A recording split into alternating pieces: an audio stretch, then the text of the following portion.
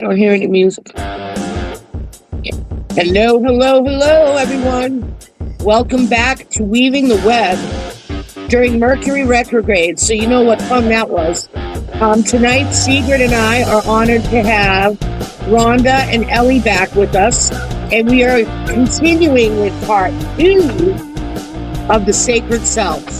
Welcome, welcome, wherever you're watching from. And Sigrid, Ellie, or Rhonda, let's take it away. I'm ready. So we did I asked everybody to do a collective pull for the Sacred Self tonight. And I'm interested to see what we all got, because I used Colette Baron Reed's The Wisdom of the Oracle. And I pulled out, interestingly enough, a leg up. And that is number 34, which adds up to 7.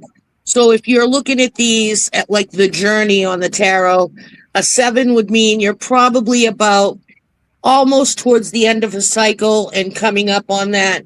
And as we know astrologically right now, we are all getting rid of something to move into something new. For some people, it may be small. For some people, it may be larger. It could be a huge life change. It could be a minor, a minor thing, or you bought a new car, but whatever. But the planets right now are moving. You've got Mars and Mercury, so that means everybody's a little multi right now. Everybody's stressed. The collective is stressed. And then you add in all these things, and I think Uranus is in Gemini, and Chiron is in Taurus. And I get hit by these things twice because I'm a Taurus Gemini cusp. So it moves from one of my signs right into the other. And it's like, so I'm all over the place. I'm trying to finish grad school. I graduate in like 12 weeks.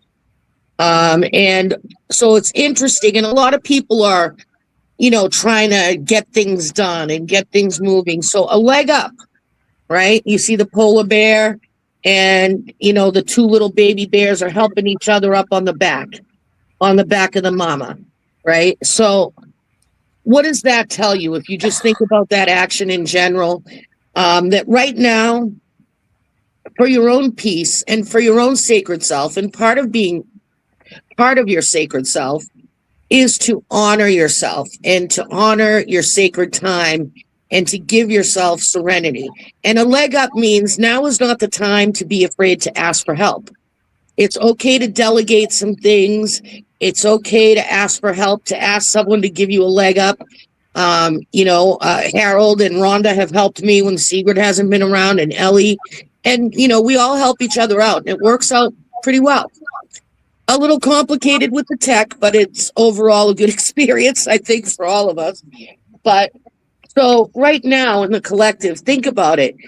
If you're overwhelmed and you just can't, it's okay to take a step back and to just honor yourself, because you only get one chance at this, as my friend Josh Simons likes to say, and you have to make the most of it.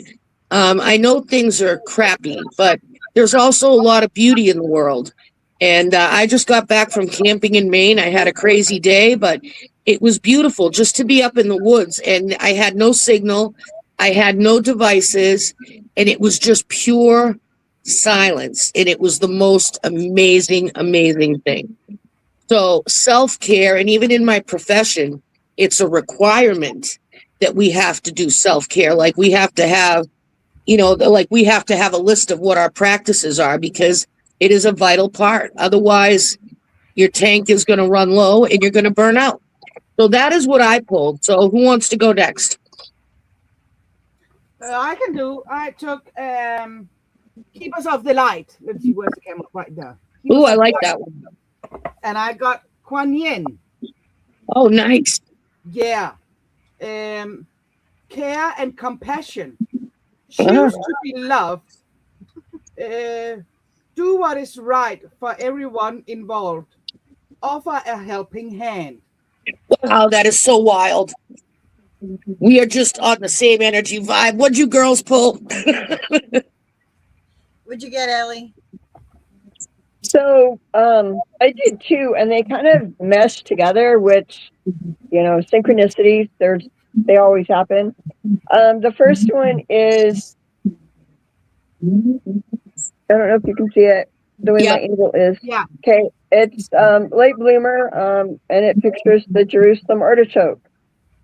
And you know, to me, this just, if you know anything about the Jerusalem artichoke, it blooms in late summer. And so that tells me, you know, after all the spring flowers have gone, this one blooms. Mm-hmm. You know, it explodes with the yellow blossoms during its unique time of flowering. It reminds you that you do not need to hurry. Trust that you are perfectly on time. You know, and it goes back, you know, it goes back to what you were saying, Joanne, you know, to celebrate you. Yeah. You know, from the rise on hidden in the ground, the energy rises now and reveals the true nature of the flower. It's in that moment to show your beauty, to be seen fully, and to rejoice for who you are. Mm-hmm. You know, that's true though, Ellie, because everybody, and it's funny because we talked about this a little bit today earlier in my class, before, because I had class tonight at 5:30, and we talked about perceptions of how we see ourselves and how other people see us, and we compare ourselves. And I do that a lot, and it's funny because a good friend of mine that we were just talking about said taught me that I have turtle medicine, and the turtle is my jam, and the slow and steady wins the race. I don't give up. I'm persistent, and I just keep going, and I might get derailed a little, but I eventually get to my destination. And I think that is, and also turtle is for truth. So, but it's definitely one of my favorite animals in the whole wide world. If anybody knows me, they know I love turtles. Yeah. And turtle medicine, that's what it is. Slow and steady wins the race. You don't have to be the first one there, and then you get there and you're spent. What good is that? You know what I mean? You get to, I don't know. Just take your time and move at a pace, and ask for help if you need it, you know? and the second card talks about synchronicity. Wow. It's and this one is the goddess of Lisa, or Revelation. She's a Chinese goddess. Oh, nice. Had to look her up. I don't know too much about her, so I looked her up earlier. And you know, and if anyone knows about synchronicities, it brings, you know, all the elements together for a flash of insight to rise up in you in a glorious epiphany. Whatever is not clear becomes crystalline in an instant. Now, how many times do we have those things? You know, I mean, I know Rhonda does, I know Harold does, and the little bit I know of Sigrid and Joanne, I know they do. And it's like, you know, where did that come from? Well, we know where it comes from. It comes from the goddess. Yeah, I mean, that aha moment, as Oprah used to call it. Yes. Yeah. And you know without a shadow of a doubt that you're on the right track. I mean, you can know a second before that, I don't know about this, and then all of a sudden you have that epiphany, and you're like, oh yeah, that's right. Or so, you know, something will happen. You'll hear a phrase, you'll feel something will click, and you're like, oh yeah, right there. I'm supposed to be right here, right now. Yeah. And I know for me, my profession and just me as a person, I always like to help and to fix and to take care of people, things, animals, you name it. And I really, it's a problem. You know, I have to literally schedule me time in my life. And one would think that would be an easy thing to do, but it's not.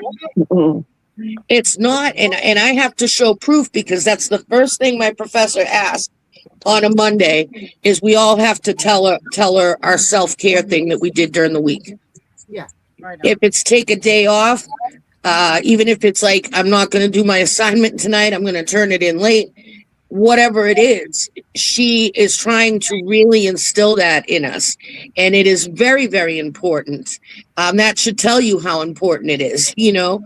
And if you think about it, you know, if you're in any kind of helping profession, spiritual, medical, professional, whatever it is, you're constantly draining yourself. And then you go home and you're doing everything at home, and you're trying to fix everybody at home and put out fires, and really stepping back and saying, you know what, this isn't my circus, it's not my monkey. And stepping away, I'm finding it very difficult personally. But I also think it's a witchy thing. I think most witches want to help everybody all the time and forget about ourselves. We do. Yeah. It's also a woman thing too. Woman It's is like the We mother. don't like to care about others. And I'm not dissing men or whatever. It's definitely women are the nurturers, you know. And it's definitely a trait we have, the mama bear, you know, especially if you're a parent, a fur baby parent, whatever it is, you know. But I think that goes all the way back to the hunter, and we took care of the family, and the men went out hunting. Yeah, well, definitely the Nordic community, the Viking community, women played a very important role in keeping everything together. And they went alongside the men. Like, I remember that documentary we watched, and it showed the men on the boat with the women, and the women were on the boat. Some were like riding into battle with them, you know. They actually found, I can't remember when, but they were making parking lots. I think it was in Copenhagen, and they found what they thought were Viking women, but it turns out it was a man dressed like a woman. Really? Yeah, but it was not like, you know, a mocking or something, because he still had his sword, he still had a lot of jewelry, and all of this stuff, except he was in a dress. Wow. Yeah, so they think that maybe the Vikings were a little more tolerant. I think it was more tolerant back then in certain, depending on where in the world you were, because, you know, there wasn't, think about what's put on us, religious. We're not going to go down that rabbit hole. Rhonda, Hi. Rhonda, what card did you get? Okay, so my card kind of goes in with everybody else's. I pulled from the Arcanum Tarot Yep. deck. I don't have the box, but here's the card. It's the two of Pentacles. Oh, So wow. I Balance. like there's two cats, two of Pentacles. Two of you. Yeah, there's two of us. But to me, if you look at this, Yeah. and I'm a Libra too, so Oh, hey. it's all about balance. Yeah, seriously. And this kind of goes along with what you were saying earlier about finding time for yourself. We need to have a balance somewhere, like work life, school life. You know, with me, it's the academy life. Everything is life. Yep, everything is about balance. Sigrid knows I drone on and on about that as well, a lot, because it is about balance. My grandmother used to say, and I hate to sound like, you know, cliche, you know, my grandmother said, but she did, and it sounded more cryptic in Italian, but anything in excess, whether it's good or bad, is never a good thing. And like I said, with my mind, body, spirit that I try to help people with is, yeah, you can go to therapy, but if you're not taking care of your body and eating right and refueling, and you're eating wrong and you're drinking a 30 pack every night and you're wondering why you're not making any progress, well, you know, you got to be aligned, you know, and that's not saying you got to be like a priest, you know, that's not what I'm saying. But you got to be aligned. It's about balance. You know, everything is about balance. And when we get out of balance, I mean, think about diseases like alcoholism or diabetes. It's about different excesses and different things, right? So even like the stresses of life get you unbalanced. Like currently, Harold and I, well, the other day on the 4th of July, we had a major blowout and Athena, which is our motorhome, and Harold named her Athena. But she had a blowout. Both dualies in the back blew. And so we were stuck on the side of the highway for how long? Like a day and a half or something. Oh my God. Semis blowing by us, making everything shake. It was a nightmare. But we finally got the tires fixed, and we're trying to go down the road, and we hear this thump, thump, thump like it's a flat. Come to find out, the drive shaft caught the muffler somehow. The blowout caused a lot of damage. Caught the muffler, brought it above the drive shaft, so it was thumping against it. So we had to find the closest place to pull off into, which is where we are now. We're currently parked in a park and ride lot, which is very quiet here. It's not bad at all. But the way we're seeing it is like, no matter what, Witchcraft TV and New Moon Eclectics are still going to go on, even though we're facing all kinds of issues. Yeah. We're handling them. It's also, Mercury retrograde, and then like I came home from camping, and I come home, and Jeremy comes running out, and he's like, "I think our TV blew up or whatever, like, and we have to go buy a new TV."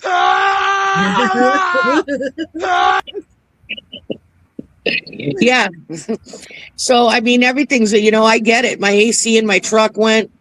I think we were talking about it earlier, Rhonda. I get it. Mechanical issues are the worst.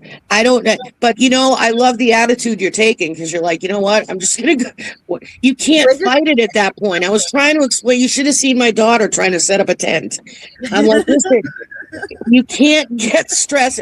And she's like, and then it's, and of course her, her dad's getting aggravated. And I'm like, listen, just step back, Right. I had to put my earbuds in, and then there's only so much you can handle at one time before your body goes off kilter.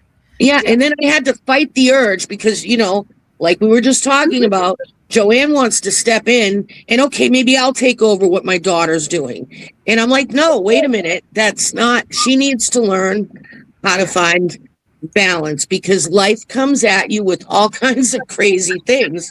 And sometimes you have to take a hard left. Yeah. Yep. Exactly. And that is a huge part of the sacred self. How can you be a sacred space if you're like, whoa, Exactly. Yep. You have to, and people ask me how I do what I do. I was just going to ask you that. How do you stay so calm? It took a long time for me to get to this Zen stage. And you can ask him. I do get upset sometimes, but I don't stay there. I can go from 0 to 60 and back like that. Yeah. And it's just who I've become, because I've learned to keep a balance. I've learned to trust and have faith in the divine, that, look, the divine knows our path before we do. Yeah. It's laid out for us, and we just have to trust. There might have been an issue down the road that would have put us in a worse situation than what we are now. Exactly. Well, absolutely. And everybody's like, oh, that's so cliche, again, because these things sound cliche, but they're cliche for a reason. I'm finding out. I'm like, this is the way it is. Yeah. What do you do? You need downtime when life goes south and you need to go north. Yeah, things can happen. Like this could have happened because we both needed downtime. Probably. Just to, I spent the entire day working on the academy and handling student stuff, and and I actually got kind of caught up. Yeah. Almost there, but it helped that you're off the highway too, I'm sure, without those trucks. I know what it feels like when those trucks go by. It's like, yeah, we got a lot of the log trucks. Those are fun. Exactly. Yeah, it was that night that we had to spend there. Neither one of us got much sleep at all. Yeah, because every time even a car went by, and it was nuts, because even when we had the rescue guy behind us with his, I call them boob lights, on top of the vehicle, the flashing lights, Oh, okay. Even with that behind us, because it's the motorhome and we have a 6x10 trailer we tow, which has New Moon Eclectic's store in it, the inventory, and our 2 scooters. And he was behind the trailer and he had his things on. Even with all that, people were still not moving over. No, and you've been hearing it a lot of it this year. You know, Yeah, that's scary stuff. Yeah. So I'm sure it helps now that you're in a more serene area. Thank God. Oh, much better. We're in a very quiet, big parking lot, you know, and the first officer, he was a state trooper, even told us, you know, because I said, I was thinking about going here once we got a wheel on there to where we can get off this highway. And there's a parking ride that right at the next exit 2 miles down the highway. And he said, that'll be perfect. So he pretty much gave us permission. That's nice. So we're going to stay here for however long it takes to get Athena fixed to where she's roadworthy again. You know, it's just one of them things. And yeah, you just got to take a breath, take a step back and say, okay, like it's been pouring rain all day. Nothing, I don't even know what the underside looks like right now because we haven't been able to see it because of the storms and the rain. Yeah. But we're currently on the border of New York and Connecticut. Oh, nice. You're getting closer. Yes, Connecticut is literally like 7 miles away. I knew something wicked this way came. Yes, and we're coming for you. I found a great camping spot for us. I'm telling you, though, we're gonna do it. We're gonna. Harold's gonna play guitar and sing in the night, and we're gonna have just fun. And what about you, Ellie? What are your tactics when life goes south and you need to go north? Grounding and my tea. Those 2 are my, you know, my 2 things. I get my cup of tea because as I'm doing my tea, I'm grounding at the same time. I'm doing my stir intention. I'm breathing. So, you know, I'm doing kind of all of those simultaneously. Yeah. To help. 5 senses, absolutely, because you're focused, you're stirring. Now you got the smell of the tea, the taste. That alone changes your mindset. I mean, do you recommend anything in particular, recipe wise? Or my go-to is peppermint, lemon balm, and you know that's my base because peppermint, I mean, is just a soothing smell for me, and lemon balm is one of the calming herbs. Yeah. And I usually put ginger in just because I like ginger. I love ginger. Right now I'm doing stinging nettle because allergies are not my friend. Yeah.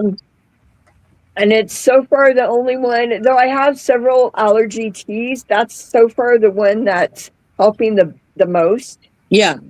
And then at night, if I need to rest, I'll put a little bit of chamomile in that same base. Yeah. You know, to help. That's another fave of mine. Mm-hmm. Yeah. I know back in January. Oh my God, that was a month. Rhonda knows what I went through, but there was a lot of medical stuff that, you know, I had gone through with Donovan, and every time I turned around, I had to breathe because there was something, and it was like, okay, so breathe. You know, so I mean, I was constantly reminding myself, talking to myself, to breathe. You know, you have to. So, and we got through all that, and you know, we're still breathing. We're still here. You know, and you know, it was a long minute. I had to put a lot of things on hold. You know, and it was like, okay, one thing at a time. Another reminder of me having to do that because I'm one of these ones that try to do 5 or 6 things at a time, and Rhonda knows. And you know, she reminds me in a loving way that, you know, when she first met me, that I was a hot mess. Yeah. Oh, not that you were a hot mess, but I know what you mean. And so, you know, she had to, you know, what may be basics for some people, she had to say, you know, try this. Try this breathing technique. Try meditation. Try this. Try that. You know, take what you grew up in and shelve it. just get rid of it. Yeah. And I hadn't had anyone to try to walk me through the how to of doing that. They will always say, well, you need to meditate. Okay, well, that's great. But how do I do that? Because my brain doesn't always know those steps. Yeah. And so she was able to take, my brain, so to speak, and say, okay, you need to do X, Y, Z, A, B, D. Yeah. And then you find out it's not really as complicated. I tell people I can't meditate. I'm like, you got 20 seconds? And they're like, stop it. I'm like, no, seriously, 20 seconds. That's all I need. Yeah. And to show you. That's how, because I can't do hours of meditation. Ask Sigrid, I'm the hardest one to get to settle down during one. And when I do, I love it. But for me, it's the whole, that's why I don't do guided meditations, because I have to work myself up to that level. And I dumbed it down to 20 seconds for myself. And I pop up the video and I'll listen to the river. If I can't get to and I've been doing a lot of that lately between weather and people's schedules. And I'm like, I need to hear the water right now. And I click it on in 20 seconds and I recenter. So I like those ideas a lot, Ellie. And it's really hard when I sit down and I have a doggy blanket on me to get those are back the up. best. I want that doggy blanket. Give me those ears. And So, sometimes if you try one thing and it doesn't work, try something else, because not the one thing may not work for everybody. It may work for myself, but it may not work for somebody else. So try different techniques. Find what works for you. Yeah. These are not, there's no right or wrong way for self-care. No. I'm so tired of people gatekeeping everything. It's as simple or as complicated as you make it. Exactly.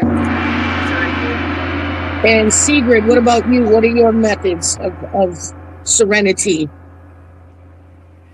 When something goes wrong, I get fucking mad.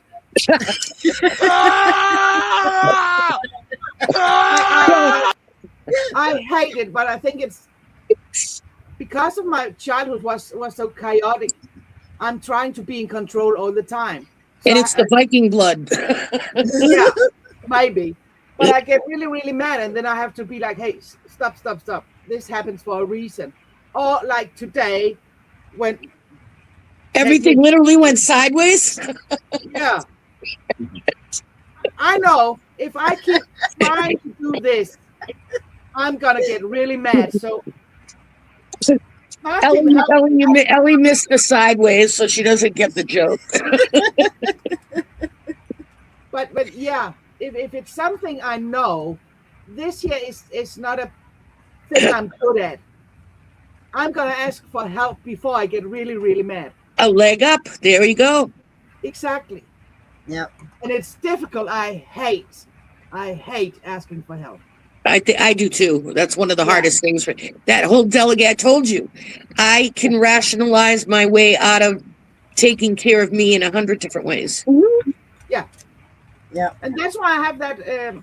We talked about it when we talked about the altars, that I have the self-care altar. Yeah. It reminds me when I lit the candles. Oh, I need a good book or a cup of coffee. I need to say no. It's one of the hardest thing for me is when people ask for help, to say no.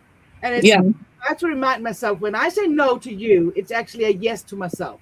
There you go. Yep. And it took so long to learn. I like how you scheduled that in where you did a little goddess altar. I love that, because now do you do it routinely, or is it a daily thing? Like, well, you could work it in anyway. I mean, if you really need to, I need the daily one, I think. Yeah. My self-care altar is every day. Summer, winter, every day. I think if you can pop a little bit into your day, that is a tremendous thing, because, sprinkle it like seasoning throughout your day, just a little mental health break. Even if you're at work or you're in that meeting and that coworker is getting you stressed, take that phone, go in the bathroom, listen to some ocean sounds, and then come back, and you'll have a whole different mindset. One of my mentors used to tell me, you need to just step back. Remember to step back. Because he used to like to watch, you know, those people that went across the Antarctic back in the day, explorers or adventurers or whatever they were called back in the 1920s through the 40s.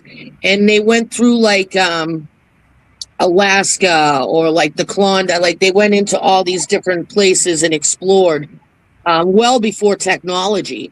And they would go into these places. And he said, you know, when you got frustrated on the you know, during the trail or whatever, you would stop and take a break. Yeah.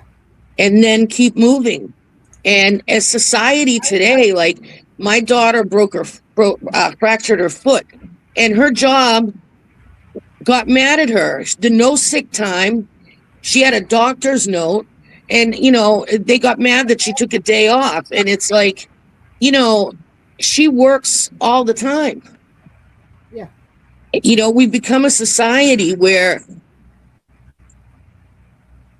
just go all the time. Work. Society And that's not, as humans, that's not what we're built for, you know?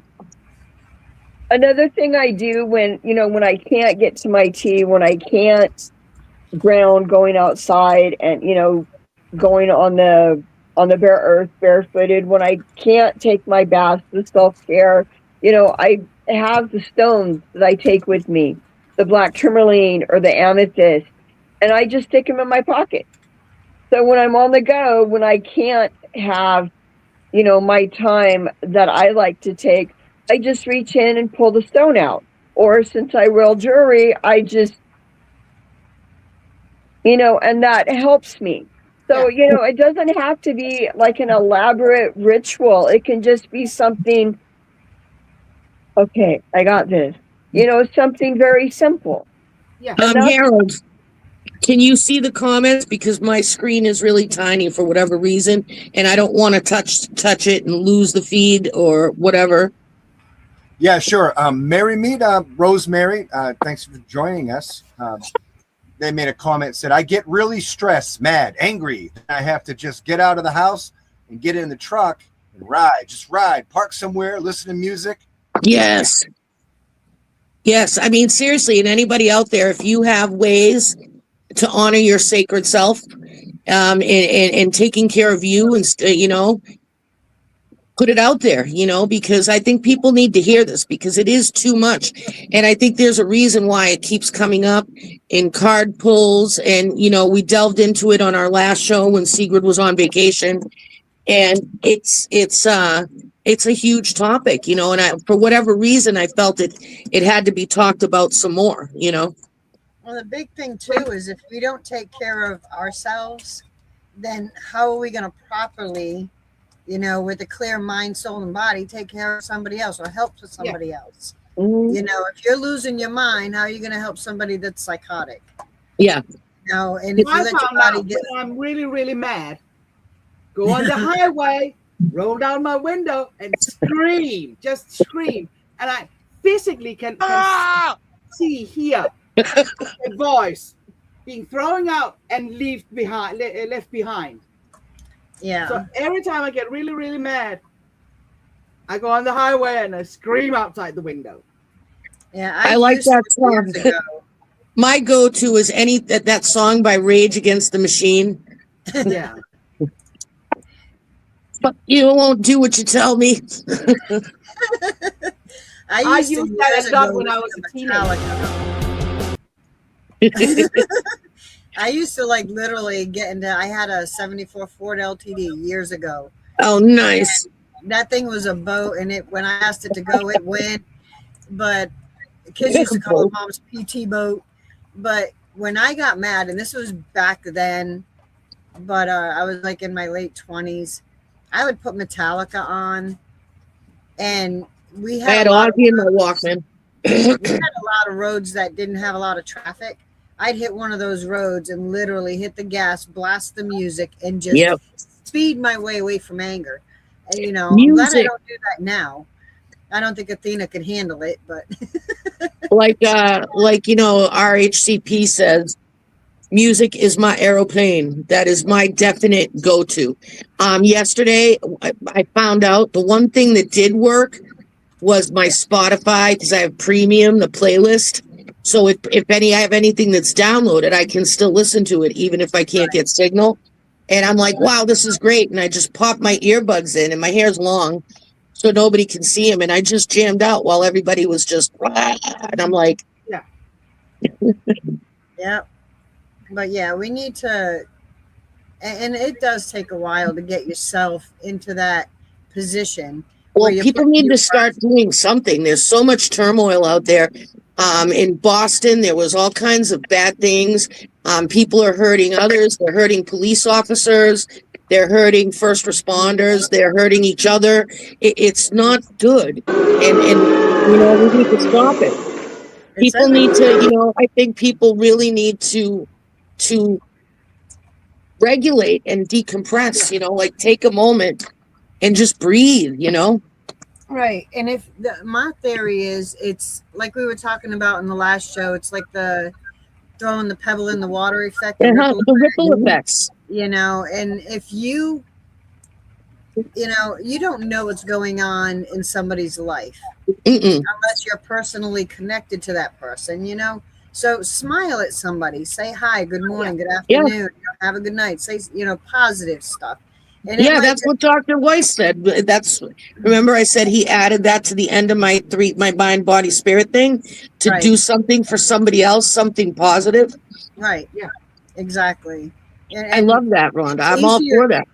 It's easier to do when you have yourself in that place. We all go through bad crap. We all have issues, but don't stay there. No. Don't live in that moment. I'm trying to think of what the saying was. Don't let the circumstance define you. Yeah. Yeah. I do that. I've been trying to help my daughter with that, She's like, oh, I'm so sorry. I got so upset. And it's like, you know what? It's that's past. It's all in the recovery. How do you pull yourself out of it? Yeah, exactly. And I said, listen, we were all going through things, and it's hard right now, It is. But and that goes against the winter before this year. Martin had a really bad depression, so he stopped listening to the news, and he's not on any social media, and that it really helped him because there's so much negativity. Yeah, it's the only thing in the news is that's another thing. Some of the things that we use for entertainment or to decompress, when you come home, you would turn on the TV, eat dinner or whatever, are no longer entertaining or de-stressing. It's just adding more. I use Facebook, as social media, exactly what it is. I don't use it for news. I don't know. To me, it was to connect with people while I was in school. And somehow all of this got birthed out of that. But that's what it was for me, was connecting with people that I had worked with, because I've done a lot of traveling and I have friends all over the place. And it was a way to communicate, and it was great. And I loved it. Yeah. And now not so much, Yeah. No, but it's the negative news sell more than the good news. Well, I told you guys, I think the story that Colette Baron Reed had said when I took her class was Hay House does this huge thing for all their authors, they're like Llewellyn or whatever, and they do this big, like I don't know, like, what would it be, like a get together or whatever, or what do they call them, convention for the workers, for all the writers and anybody who does anything for Hay House. And her and Kyle Gray were talking about it. I don't know if it was Joe Dispenza or who it was, or Joe Vitale, had talked about how the pandemic, it created some really good things. However, it also created what he said was a virus of the human spirit. And he said it's fueled by discord, anger, fear, and all these things. And he said he could see it. And he described it like, those movies like 13 Ghosts, where that big thing was rolling down the stairs, and you could see it was like a cloud of all just nasty things. And he said he could see it, and you could see like little lights going off on the earth that were energy, and it was feeding off those negative fear energies, and he was seeing it like pulsate and grow. And so she had said, I went back to my hotel room and thought about it, about what he said. And she ended up having like a download or a vision or a dream, whatever you want to call it. And she said she could see this entity. It was like over the earth, and it was just like tentacles, like dark and just gross. And she's like, the best way is to disconnect. And she said, and Kyle Gray and her did this thing where they went off of social media and did only things that they needed to do for work for, I forget how long, I think they did 30 days. And she said the way her timeline had changed when she got back, she's like, you really need to like limit your time and set some boundaries and scheduling time for you, because the first thing, we have this in our hand, right? That's the first thing I'm going to go scroll, and yeah, And see, the first thing I do in the morning is, for one, coffee. I thank the goddess. Yeah, that too. Gotta have coffee. Gotta have the coffee. But before I get out of bed, I'm like, thank you for waking me up. Yeah, look. And look, this is not coffee, by the way. It's acai berry tea. Oh, so yes. What herbal recommendations do you have for a healthy body or whatever, for a good tea for people, a recipe? Me? Yeah. You're the herbal queen. Yeah, no. It depends. If I'm like stressed out, need to chill, I'll do chamomile lavender. If I want to relax, a good one for me is chai vanilla. Oh yeah, one of my friends likes that. For me, tonight I felt like being a little fruity, so we're trying to do a little healthy, so I'm throwing a little acai berry. I made a pot of tea, so because of where we are in our circumstance. Yep. If it gets cold, it's fine. If I don't have a microwave, you can make iced tea out of it. Pop some ice and some weaker in it or whatever. Exactly.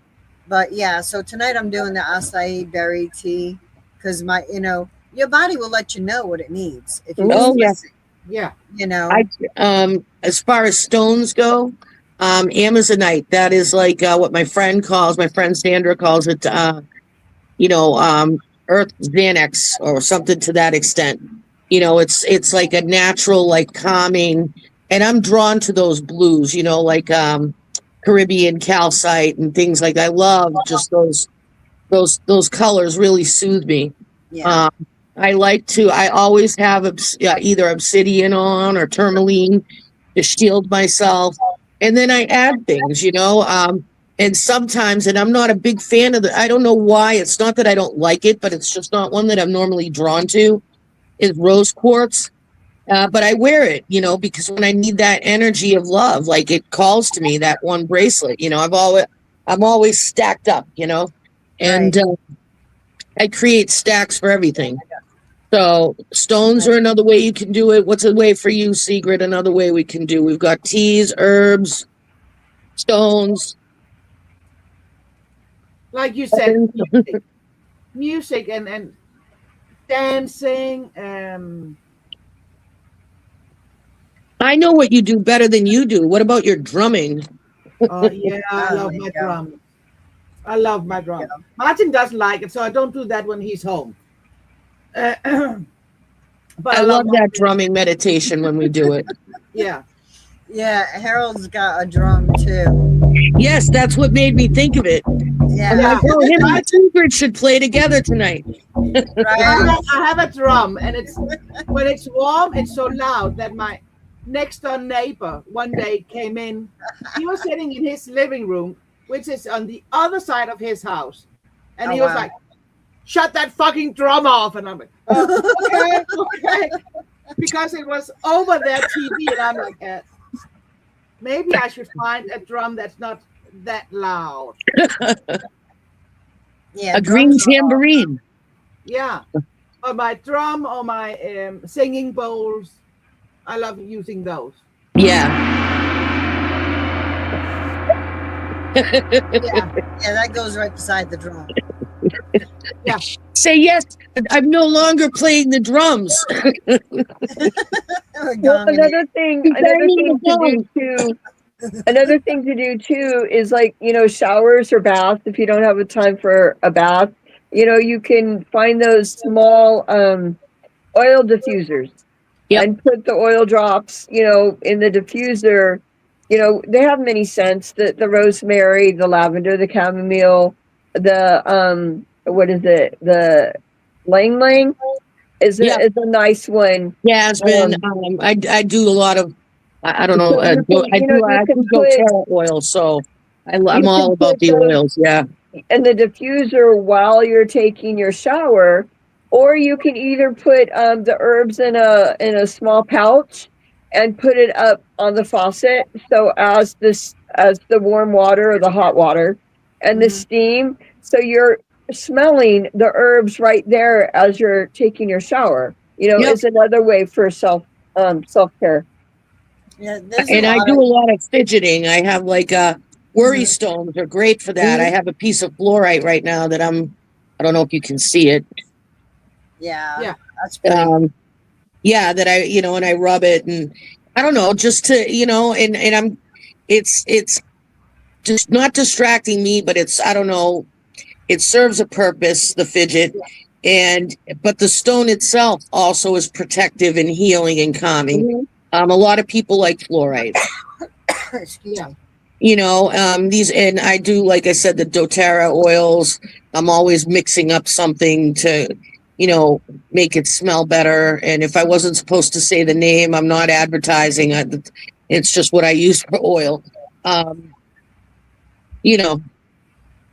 There's a lot of And things. I mean, symbols can help too. Like if you have a favorite symbol, I like, you know, the different moon phases. Oh yeah. You know, or you know, stuffies like stuffed animals. You know, you can use those, or you can have them up around the house, or you know, wherever you are. Sometimes the small ones. You know, the owl I know is a symbol of the goddess, so I have those up, you know, around, you know, the rooms that I'm in a lot of times in, because I can just look at that and say, okay, that means this. That's calming for me, you know, and to someone else, you know, a wolf or a panther or a cat, you know, might be the animal that they're drawn to. So, you know, this path is so diverse. You know, there's not just one way or one thing, as Rhonda was saying earlier, that works for just, you know, one person.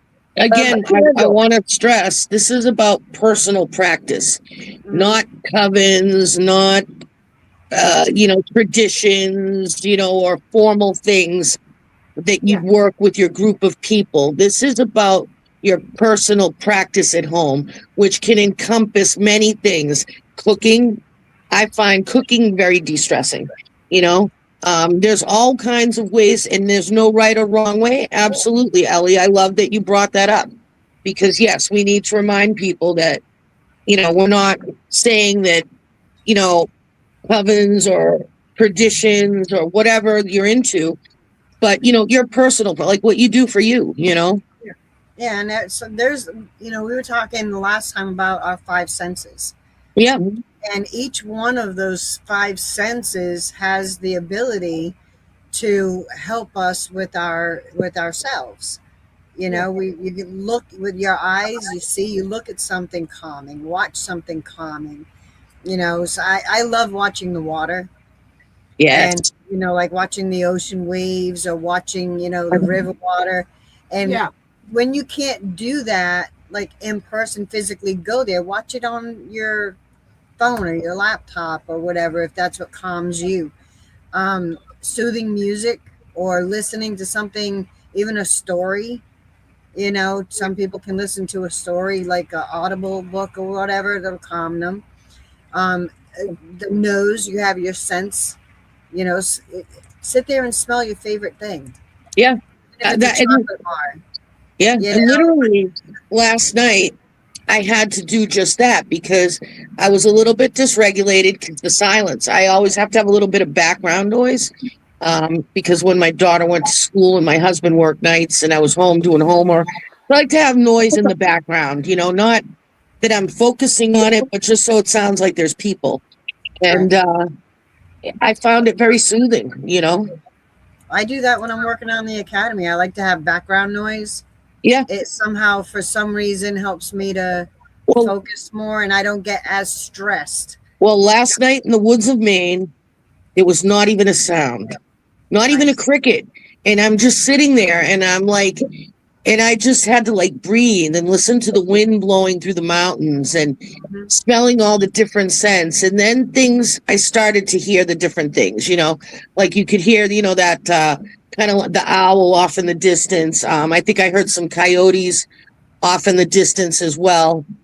Some rolling thunder from storms around. I mean, and just like you said, the smell of the air, the campfires that were burning and that beautiful wind. I love the smell of the trees. And it's just, you know, and it was hard. You know, I really, when you have absolutely no stimulation, you know, outer stimulation electronically, you know, and it really was a wake-up call to me and how dependent we've become as a society on these things that are supposed to make our life easier, yet I find that it's doing the opposite in a lot of cases. Exactly. I have in the middle of the day 2 hours where all my devices are on flight mode. Yeah. 2 hours, no contact with other people, and I do like maybe I play with my chickens, or maybe I'm gonna read a book, or maybe I'm just gonna dance around and being silly. But 2 hours. Maybe Joanne will call and disturb my peace. Yeah. Or I'm gonna call you and have you see the sunset with me over the ocean. Yeah. I would have shown you the woods at night, but I couldn't get any. All I could do was text. And I think, all I could do was text. Wow. Because all I could get was that, because I have T-Mobile, so it automatically comes with, what is it, Starlink? And so whenever the Starlink satellite came around, my phone would go beep, beep, beep, and it would be like, but it was only text. I couldn't do like any data or streaming or like media, you know what I mean? Yeah. And I think I had to tell Christian, I'm like, listen, I'm going to have to text you tomorrow because I can't see what you're sending me. I have limited data. It's good sometimes to shut down from technology, spend time with yourself, to heal yourself. And with your friends, you know, and just people. Yeah. Oh, I hate when you are in a social gathering with some of your friends and all they do is hit like. Right. So why did you come? Why did you come? If you know, we're all coming around to sit and look at our phones. Yeah. Yeah. It's, you know, when I was driving truck, we get to see the seat covers, we call them, people in the cars as they're going by. As truck drivers, we call them seat covers, you know, but anyway. Oh, okay, yeah. You always see like the person's driving and whoever's in the passenger seat, every single time that person is on their phone. Really? No See, when I'm out on the road, I don't know if it's because of my dad, but I'm always looking around. Yeah, it's like they're not looking at anything but the screen on their phone. They're not conversing with the person driving. And I don't know what their whole trip is like, but you can usually kind of tell when they're engaged.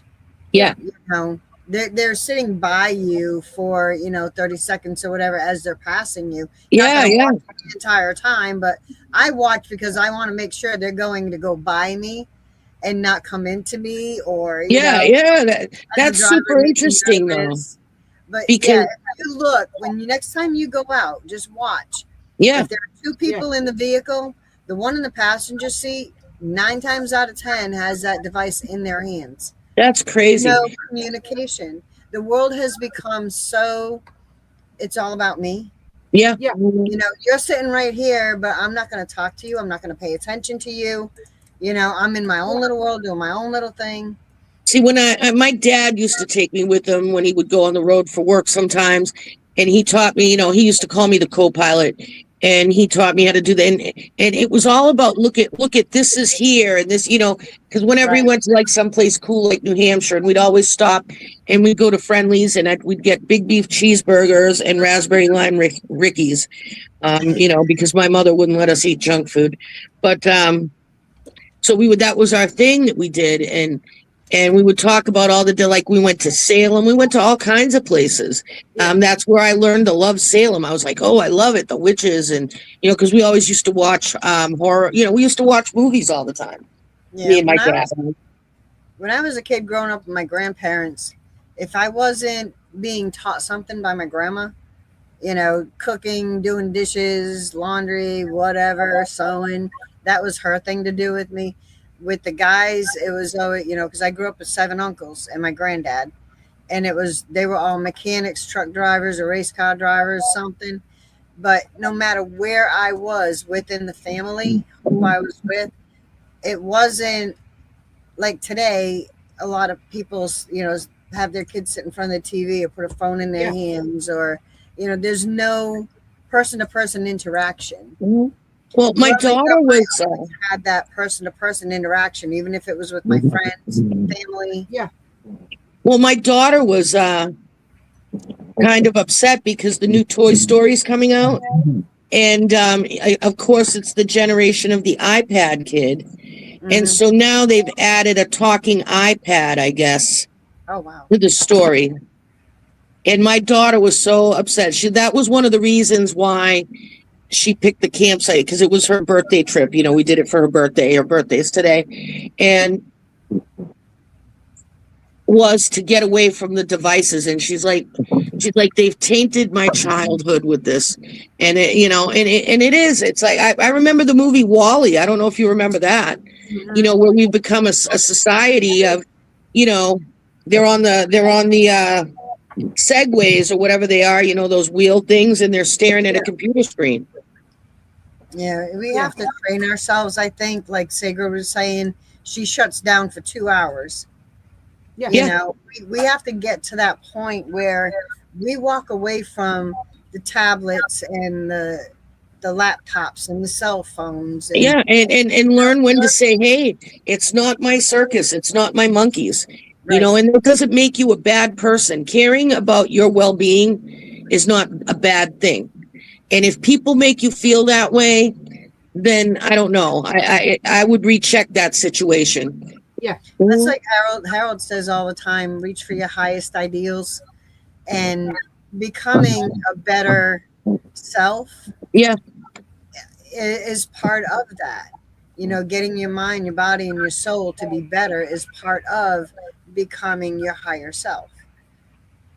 You can't it's hard to think, it's hard to meditate, it's hard to do anything when you're sick, mentally, physically, etc.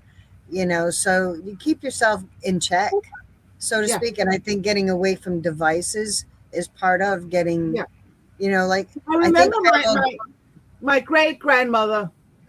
She was a wise woman. She never called herself a witch. And I was 14 when she died. And she was like, see around. When I was young, my altar was sacred. Today, everything on the altar is being replaced by a television. Because for my great grandmother, the altar was where you had your focus, and then it was the TV, and today it's the tablet, it's the phone, it's the telly, it's computers, there's a device for everything. So we forget all about nature. No, we don't, because we're going to look at nature from our telly or our devices, but you don't smell it, you don't hear it, you don't sense it. You don't touch it. Right. Yeah. It was a whole different experience. And when I tell you there was no car, I was in the middle of nowhere. There was no cars. I mean, I was in a campsite, but it was national forest. So, and it was just, and Harold knows because he's from the 603. It's beautiful up here. And it was so Shundi is in the house. It was so beautiful. You know, I was annoyed at first because I'm like, oh, it's too quiet. How am I going to sleep? And then, you know, I just went outside and I sat there and I was like, you know. Exactly. You know, a lot of people call us tree huggers, Mm-hmm. you know, because we're supposed to be so in one with nature. Yeah. When was the last time anybody went out and actually touched a tree? Today, Yeah, I touch one every day. And I'm literally hugging trees. Stopped and smelled the flower. Yeah. One of my Or- friends at my internship site was like, because there's this one tree I go to. It's the one I'm always taking pictures of, looking up, and through the different seasons. And they're like, we're gonna have to like put your name tag on that tree, because I just lean back on it and I just like, Yeah. and that's where I spend my little breaks, hugging the tree. So we have a comment from Shundi. Yes, Shanti. Shundi says, being at the age of 69, beautifulness, going on 70, my body and skin are changing. So I'm adapting to a new care plan for my body and my hair. That's my skin is getting thinner, and so is my hair. I've changed a lot of ingredients that I bathe with. And when I bathe in the bathtub, etc., and making sure I moisturize the hell out of my skin, face, and hair. Yeah. You know what? As we grow older, our needs do change. Our body needs change. Our psyche needs change. You know, you can't use the same techniques as we did as a teenager when we get into our middle ages. And when we go from our middle ages to our older ages, the same things won't work. Or sometimes they will. But a lot of times we have to change what we do and what we use as we grow. It's funny because my friend Terry Corson, and it's funny because you just played the episode not too long ago, was talking about when she was on the road. She had told me a story about when she was on the road. She's a trucker, and she was at a truck stop, and she had been driving. She had a deadline, but she needed to stop and take that shower. And you know what I mean? She's like, I had to, you know, you have to. It's by law. And she's like, I went in there and I showered, and she's like, I had my lotion out, and, you know, and I was going to skip the lotion. And then I heard like spirit in my head say, so you don't think you're worth the lotion and spending the time and putting that lotion on? When you're saying, I'm going to skip it, you're saying you're not worth that time to yourself. And she was like, that put a whole new perspective on it. I'm sorry, Harold. I think you were going to say something. No, he was just showing me. We have another comment from Victoria. She said, I would never get in a self-driving Waymo, and I don't want robots replacing people. Enough is enough. Yeah. Yeah. I don't know what a Waymo is. Don't know. I've not heard of a Waymo. Yeah, I haven't. One of those, You're going to have to educate us, my friend. I think it's a self-driving car. Really? I don't know. I live in the mountains, and What's the definition of a Waymo? Sure. define Waymo. Google. Got it. I told you I'm not touching my screen. Generally a person or a force that helps clear a path, opens up opportunities, or makes something possible where there was previously a barrier. In a spiritual or faith context, it's often used to describe a divine force, like a guiding presence that makes a way. I think it's just kind of innovativeness, like something new. Yeah. That replaces actual human beings. Yeah. It's kind of like the whole thing of like, it is a craft, you know, initiation into a particular coven or group okay to do online, or is it better in person? Yeah. It's all about your intent. It's about the work. It's about the work. And years ago, that's how we remember correspondence courses. Hello. Right. Right. Exactly. Yep. And actually, that was doing the work because you had to literally do it to learn it. You know, they gave you a test at the end.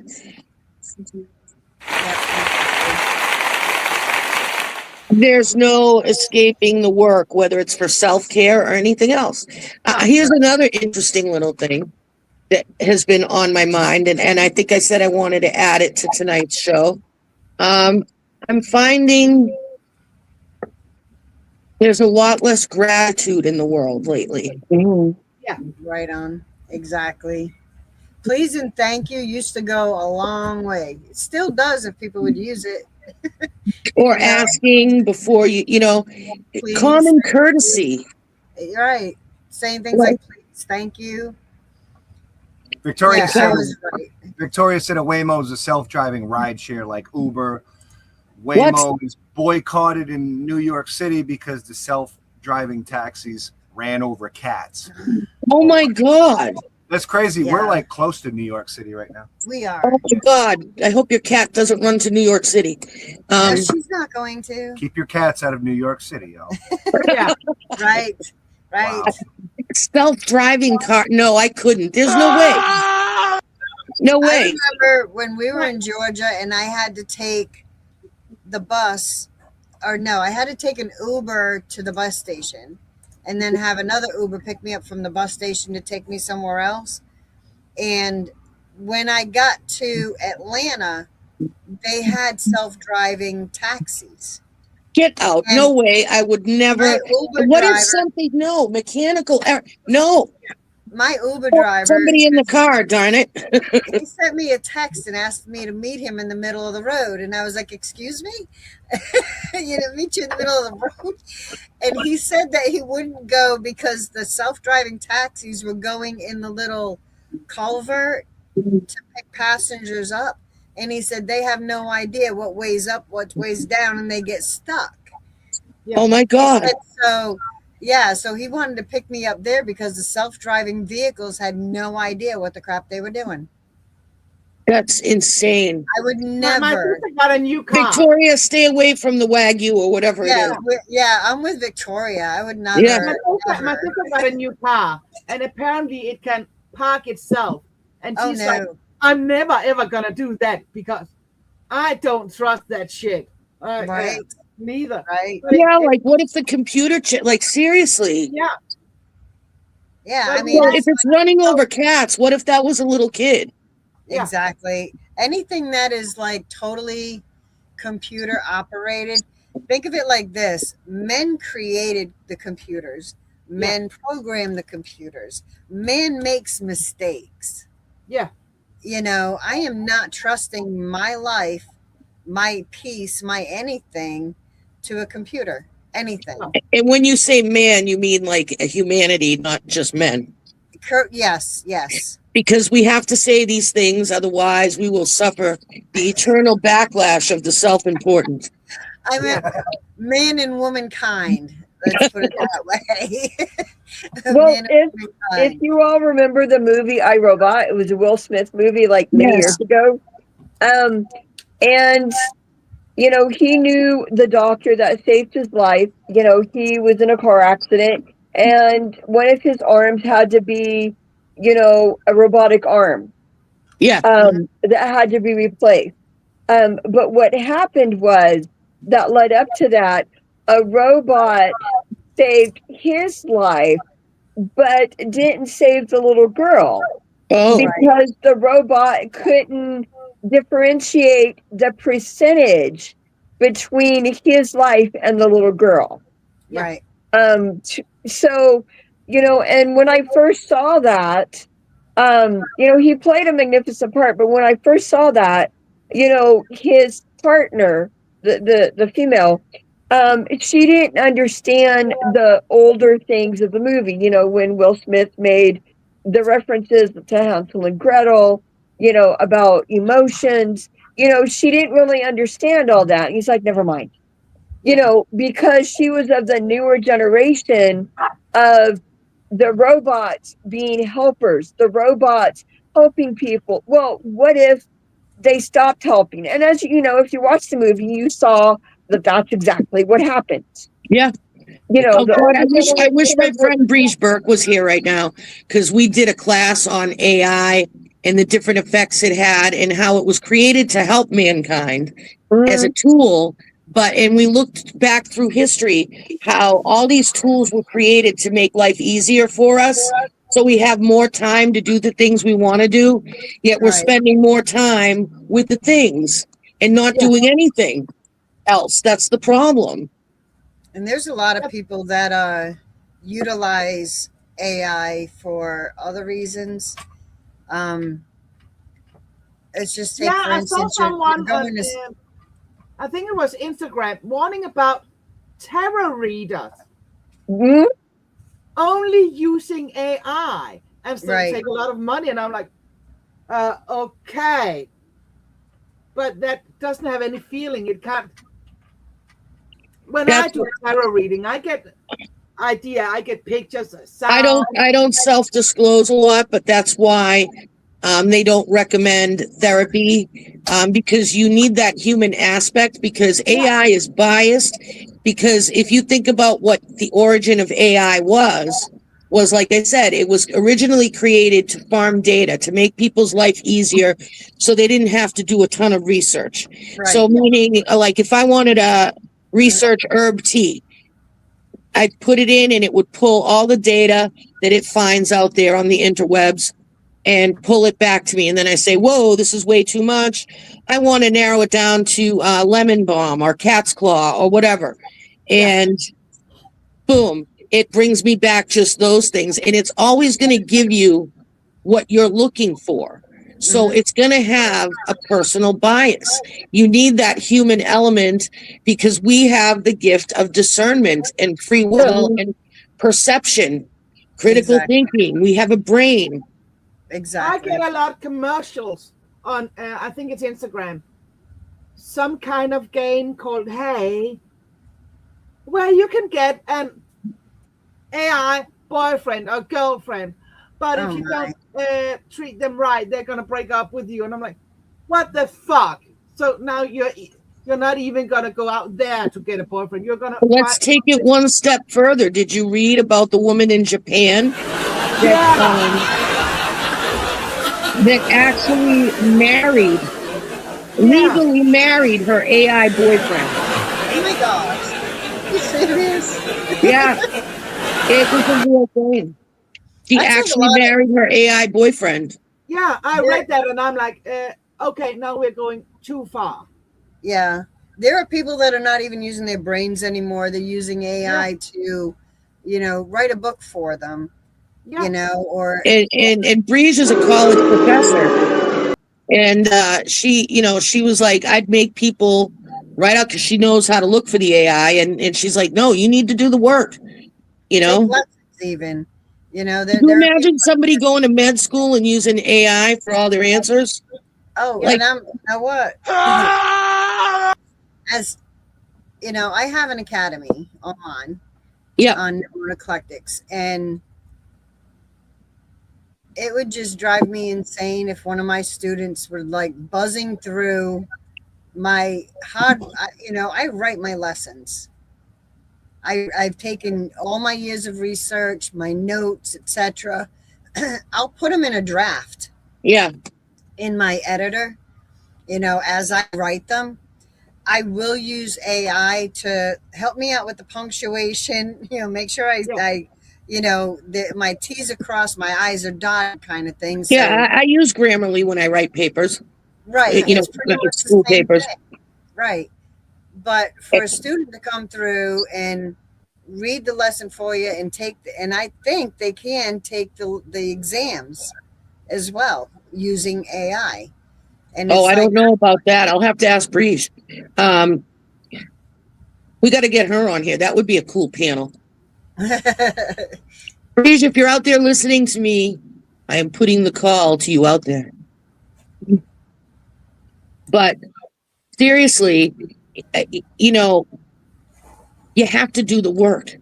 Yeah. Exactly. It's like I said, you have, you can't sit, if you don't know how to diagnose and assess, you're going to be screwed. You can't have AI do that for you. Like, I don't know. There's just certain AI, technology is a tool. I'm not anti-technology. I use a laptop. I have a phone, but I use them. And I don't know if it's because I'm of a different generation that, this stuff came out, I had already done like, the Dewey Decimal System and all these things. I had to go to the library and go to the reference section and pull out books and read them. And write my own margins. That was the worst. You had to have your ruler and measure out the margins on the paper. And oh my God. And, but I know how to do it, and I went into grad school and I started, and they had to have a class. The very first class is how to write academically. And that's sad. If you're at a grad school level and you don't know how to write an academic paper, and they still do it in the classrooms because we have discussion boards, and they'll be like, well, and I'm like, well, like, seriously? Yeah. We have a comment from Rosemary. She says, AI equals artificial intelligence. Excuse me, but I am old school and artificial means not real. So to me, AI has no business in our world. The guy that created AI said it cannot be sentient ever. Well, people are using it as a replacement. Yeah. Yeah, but there's also people out there that think it's sentient, like that it's other realms talking to us. What are your thoughts on that? No. No. We use AI, and Harold and I were saying earlier, we were talking about it because apparently there are people against us using AI for pictures. When we write a post, we'll have AI create, us standing next to the motorhome, or, like right now I have one up there with the motorhome sitting at a park and ride. A Snoop Dogg does it all the time. It has him like skiing down Niagara Falls or whatever. You know what I mean? There is, I think, a limit to using AI. You can use AI for things like pictures and, to help you with your grammar or punctuation, stuff like that. But taking other people's work. And to have it replace using your mind. Yeah. Or using, utilizing the abilities of someone else. I'm going to repeat myself. There's no escaping doing the work. Right. Exactly. Right. It'll catch up with you. It's you can't use it for a doctor. You can't use it as a therapist. You can't use it as friend. You can use it as help me with my grammar, or help me with making a picture or stuff like that. Or as an office assistant, like productivity. You still have to do, like you said, Joanne, you still have to do the work. You still have to set your boundaries. That's like Ellie was talking, her and I were talking, I think yesterday, and she was in another group, and these ladies that are supposed to be teachers in this group, like Wiccan, witchy teachers, they're supposed to be teachers, and they put up a post about a subject, and Ellie asked them a question about said post, and they couldn't answer her. And I said, it's probably because they used AI to read the information. They didn't research the information. They have no idea what they're putting out there. They're just putting it out there and know nothing of it. Mm-hmm. AI put it out there. I took a class there's actually people out there that are doing that. I took a class once, and I'm not going to name names. But every time someone asked this person a question in her class, she was like, I don't know, because it's difficult for me to answer. It depends on what was your thought while you did it. I'm not sure how you exactly did it. So I can't answer that. I'm like, you're so full of bullshit. Yeah. Rosemary just wrote something akin to what we were just saying. Kids are using AI in school, which is keeping them from using their own brains to learn. Exactly. Critical thinking skills. Right, exactly. Common sense even. Yeah. Common sense even. AI has no idea how to do common sense. In Denmark, you don't get a tablet or computer or anything to use in school until you're, I think it's 11. Oh, yeah. Or 12. So Victoria said, AI has fooled me many times. It's gotten too convincing. what AI does when you research something and you ask AI a question, pretty much the AI learns from everything that's put on the web. Yeah.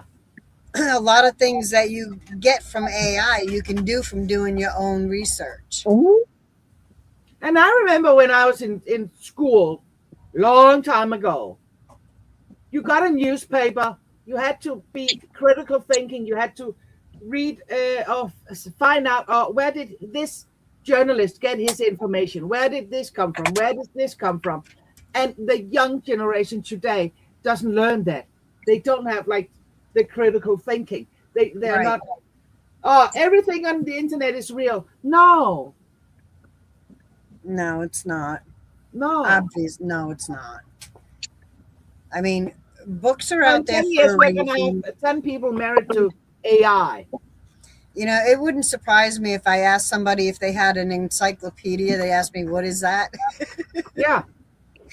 You know, because No, and I'm not saying, like my neighbor was just texting me and I checked my phone because it's my neighbor and I want, something could be wrong. And I said, right now I'm doing something, but as soon as I'm done, we're not saying don't, the technology is bad. That's Right. not, but you have to have a balance though. Yeah. No matter what it is, and you have to learn for yourself because you learn by doing, you Yeah. learn kinetically, you learn, there's studies that have proven that actually handwriting notes is better than typing them. You retain the studies have proven that you Yeah. retain the information more when you handwrite it. And my friends in school are always like, how do you get such good grades? My classmates. I'm like, the only thing I do differently than you guys is I handwrite everything. I do handwritten outlines and rough drafts, and then I build my work around that. it's a Yeah. hand-eye to brain thing, you know. I think I said it in the last show. There's a great book, Write It Down, Make It Happen.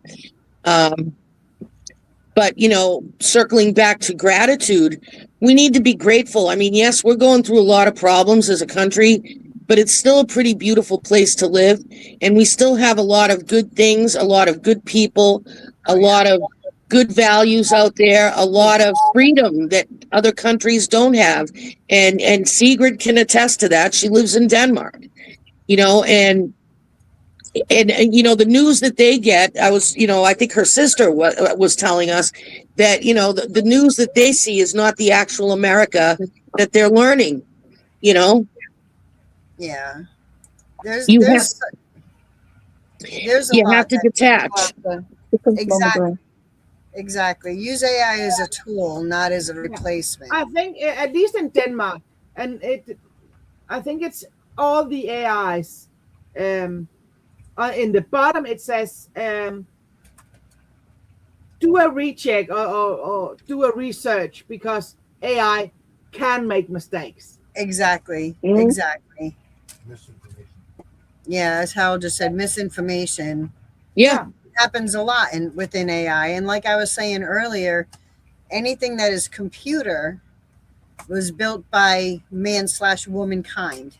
Yeah. Well, as a former tech support person, we had an old saying, most of the time what's wrong with the computer, we say it's UI. And people were like, UI? And we're like, yep, it was a UI problem. And they're like, what does that mean? I'm like, user input. Usually it's somebody, what you're inputting, it was wrong or whatever, you know what I mean? There's nothing wrong with your computer. It's how you're putting it in or, what you're missing a step. It's usually something you're not doing. That's like autocorrect or speech text, voice text. How many times does that mess up? Oh my God, you're talking anybody, a lot of my friends out there know my autocorrect. It is the devil. I think you're finding out about it too. Because I think I said something or I don't know. It just, and the thing that kills me is it doesn't correct typos at all. No. It changes whole sentences, Yeah. Exactly. And it's a computer doing it. Whether it be inside your phone, on the laptop or whatever, it's a computer doing it.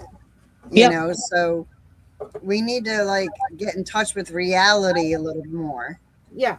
And in getting in touch with reality, we'll get in touch with ourselves even more. Yep. And it'll help you become grateful again, because when I was I was grateful for that time, as chaotic as it was with the, kiddos, getting them set up so they could be on their own for the rest of the week. And stressful, just leaving her there in the woods with her friends. I mean, she's old, she's older, she's smart, but it was just, it made me grateful, because I'm like, look where I live, of all, there's a lot of, the weather can be crazy and all these different things. And we don't have Wagyu cars or whatever they're called. But it takes an hour to do anything, and we don't have good takeout. But I drive to work and I see eagles, and I might get delayed by a moose, not traffic, Yeah. And I'm grateful for that. How many people can say that? When I drive to Walmart, I have a mountain view. Yeah. I think as a human race, especially as spiritual people, no matter what path you're walking, everybody needs to start getting a balance. Start finding that balance. Like you were saying earlier, excess of anything is too much. Stop looking at labels and look at people as individuals. Right. Yeah. Stop looking at people, just look at them as human beings. I really hope one day that I can interview Josh Simons, because he does really talk. I posted a lot of him lately when he pops on, and he does really just have a really level-headed perspective on it. And he's a very wonderful medium as well. Yeah. And, he gets messages from spirit, and it's like, you only get one shot at this. Yes, things are bad, but that doesn't mean you can't be happy, and you can't enjoy your life. You can't go out and watch a sunset, Exactly. And spirituality, it is a contest. My altar is not going to be a Printist fine, or I'm not going to be a Joanne. I'm not going to be a Harold. I'm going to be me, and I'm going to walk my path. And I see a lot of competition of people trying to be on a level they're not. And it's not like this here is the stop point. No, because your route is maybe going to be like this. You might have to take that hard left. Yes. Right. And you might get a boulder blocking your trail, and you got to go to the left or the right and go a different way around to get to that same spot. It doesn't mean that your path is less meaningful. No. It just means that it's different. And I have always been, and I always say it, I am unapologetically, authentically me. Yeah. Love it or leave it. And you're going to find someone out there that is exceptional good with herbs. You're not going to be at that level if you're not going to practice. It's not going to be over day. And maybe that's not your path. Maybe your path is crystals, or maybe your path is just hugging trees. Well, it's like as the card that I pulled earlier, it says late bloomer. Not everyone is going to be on the same path, whatever that is, for one, and two, the same way academically. There's a lot that I don't get. And sometimes, it frustrates people the way I ask questions, because I want it to make sense to my brain. Because if it doesn't mesh, I can't understand it. Well, and that's what bothers me about education today. When did it become bad to ask questions? That's how we learned. I don't understand that, and we're not encouraging that, Oh, go Google it, And so then these kids go to the AI, or not, not these kids, people, the collective, whatever. Not everybody. I admit every now and then I will tell one of my students, research it. I'm not just going to give you the answers, No, but Sigrid will give me the basic meaning of the rune, and then she'll say, sleep on it for 30 days and tell me what, what's transpired, what you've noticed. Right. I had a class, and someone was like, so what does this rune mean? Well, I don't know. What do you feel when you sit with the stone in your head? What do you feel when you see the rune? What do you hear? What are your senses tells you? Because there's, like in tarot, you can have the tower or the devil. Somebody's gonna see, oh, it's only a death card, or maybe it's only chaos. But what comes after? Yeah, remember that one deck you have where the tower, and I love this perspective. I think it was the Vlad the Impaler deck, where it doesn't have the tower as chaos, but the tower is standing there showing all the chaos around it, and the message it gives is, I'm still standing. Right, right. Yep. Because I was talking to an acquaintance online the other day through a messenger video, and she had asked about an herb that I was unfamiliar with, and I said, well, let me go look it up. And she goes, well, I have it right here. I went and got my Scott Cunningham book, and I looked it up and read what it was. She goes, oh, my research didn't tell me that. Where did you get that? And I go, in a book, you know. And I showed her the book, and she was like, catacombs. Oh. She goes, you still look things up in a book? And I looked at her and I said, you don't? Right. And what are you going to do when technology crashes and you can't access, you know, the things you just accessed? And you just found out that, you know, how you looked it up didn't tell you this. So what are you going to do when you need something and you're not going to have the information you're looking for? Yeah. Wow. There's a lot of these Gen X small videos, reels on all the social media platforms. That's the Gen X. We're gonna wipe every generation after us out with just pulling the internet. Because they can't do anything without, they don't know how to look up in a dictionary. They don't know how to look up in, like you said, an herbal book. They don't know how you do simple stuff without computers. Well, even in cooking, I mean, how did they make it through the Depression? You take a potato, how many ways, how many meals can you make, you know, a potato? Potato mush, you know, potato latke, potato fries, you know, the same way with cornmeal.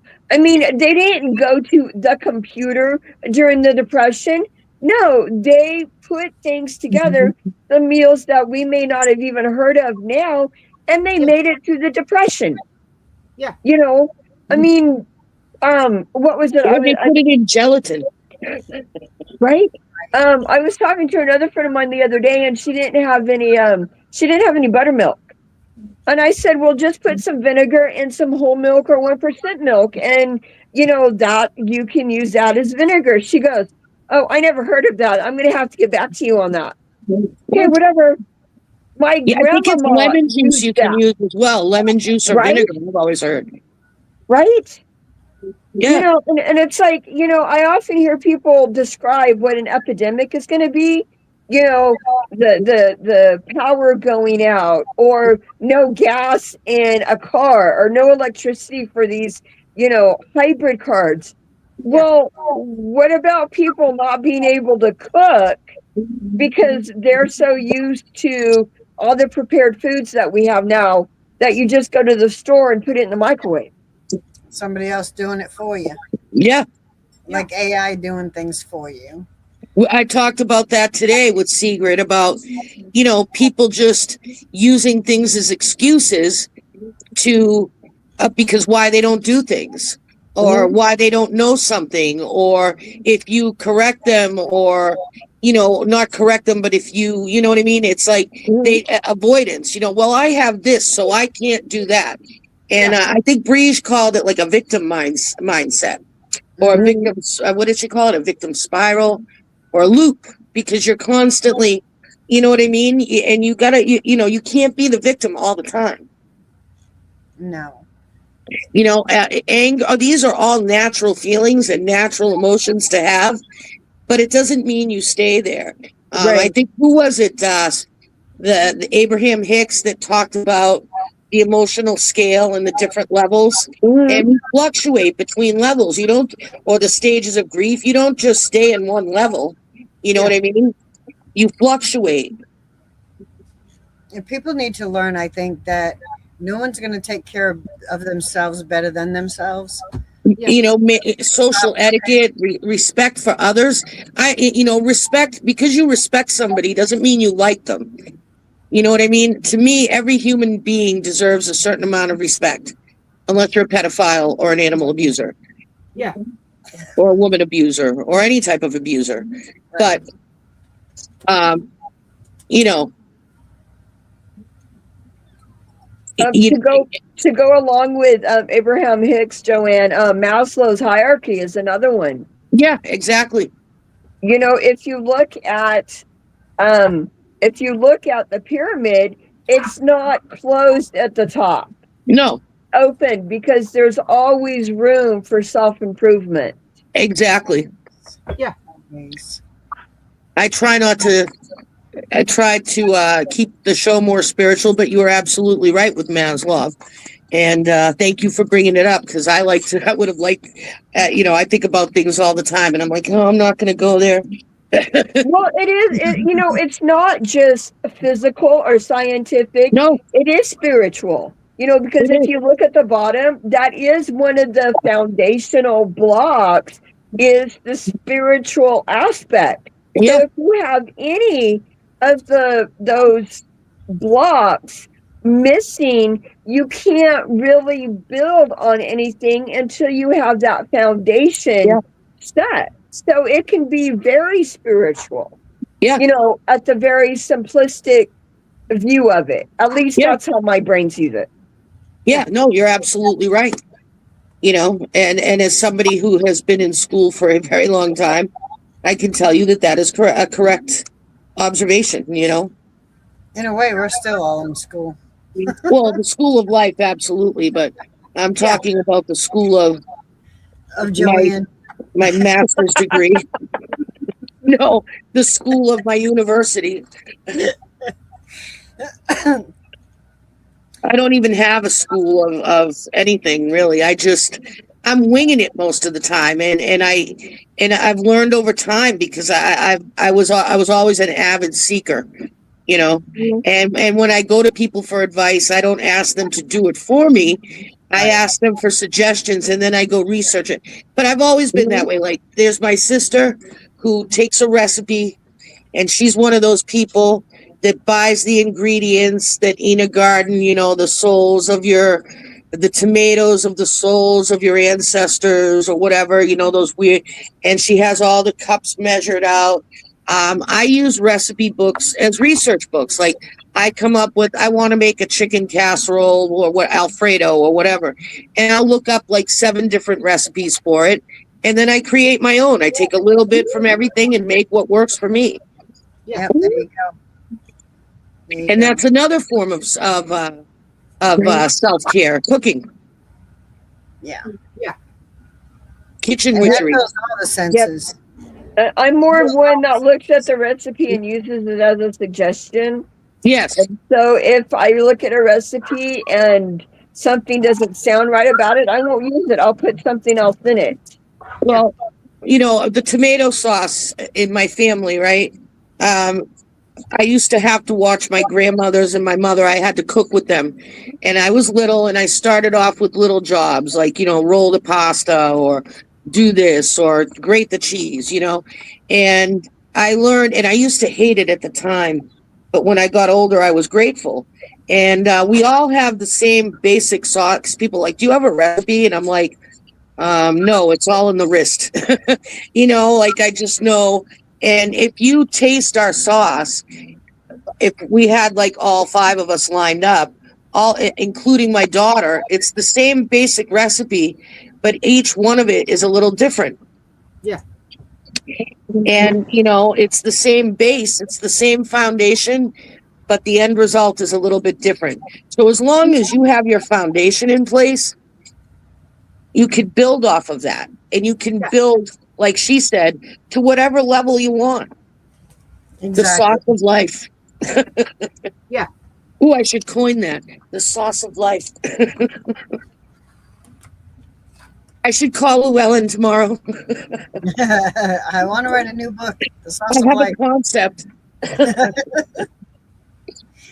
Yeah, it's all about people seriously need to start learning to create a balance for themselves so they can Yeah. make better selves. And if you make yourself better and you have somebody next to you that's not having a good day, you can maybe help them have a better day. Yeah. You know, teach somebody else how to be better selves. Yeah. Just be grateful. I'm grateful for my pets, you know, because as annoying as my daughter is, when she's not home, I miss her. Yeah. Right. And I'm sitting here and I have my cats are all looking at us and Ember's right here at my leg. And it's, you know, it's soothing and you know, my neighbors, my friends, like I'm grateful for you guys, you know. You're part of my rhombus of serenity. The rhombus. The rhombus, yeah, right. Well, no, because we were talking, remember you and I, Rhonda, about social circles getting smaller. And I was Right. like, "Oh, mine is," and she's like, well, you're in my circle. I'm like, no, we want to call it a rhombus. Because Yeah. mine is almost like trapezoidal at this point. I'm like, Right. is that Big Ears? It Is that my friend? Oh my God. Ears. And this is my self-care right here. Look at his ears, this dude. See, even something as simple as this, Yeah. you know, can reduce somebody's stress level. And Yeah. if I missed comments, them find people, that. I apologize. We're still working on how to get my feed to my channel, and we'll have it figured out eventually. We have vacations going on. Life is turning left and right and up and down for all of us. So be patient. I'm grateful that I can get a message out to everybody through Harold and the people that I know. I'm grateful for that.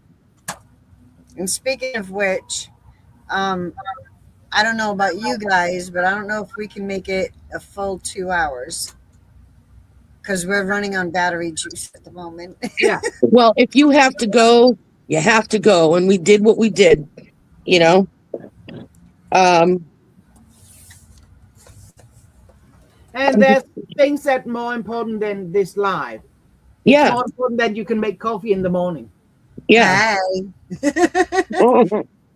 You know, when we I'll talked make about social Harold media, jump we on didn't mean my show. No, only kidding. Hey, Could you imagine? I'll have Harold jump on the scooter and go to Dunkin' Donuts. Oh my God. I just got a visual of that. Is he going to wear his white robe and socks and sandals? Hey, you know what? He has done that before. I know. He has. He's worn his robes and driven that with the sandals and socks and yep. You ever see that car? That reel, and it's the guy. He's driving a car, and it says "honk" if you're into the Satan or whatever, and people beep the horn, and then the trunk opens up, and this dude dressed like Jesus comes up and is like, Victoria said, "I'm grateful for this awesome podcast." "Oh my God, thank you, Victoria. Victoria, thank you so much. Many thanks. Yes. That means a lot to us." Look, from me to you all, stay balanced. Try to find a way to stay balanced. Love and compassion. Don't forget, sometimes you need a leg up. Give a leg up, take a leg up, whatever you got to do. Be a blessing. Be a blessing out there, you know? Yeah. And remember, you're not like everybody else. Exactly. And in memory of Wayne Snellgrove, from Standing Bear, who we all have known and loved, spirit always operates from the heart. Real quick, Kevin says, all I have to do is look at my kitty and I'm instantly filled with peace and happiness. Oh, thanks, Kevin. I feel you, Kevin. When are you going to come on, Kevin? She's going to ask you every time. We want to know the druid ways, the druid wisdom. And I'm serious. I've always been intrigued. Yeah. Anyway. So from New Hampshire, Denmark, the roads of New York. And where are you, Ellie? Northern Idaho. We're up from all over. Thank you for joining us live, on demand, replay, however you're doing it. Much love, and we'll see you next Monday on Weaving the Web. Bye. Bye.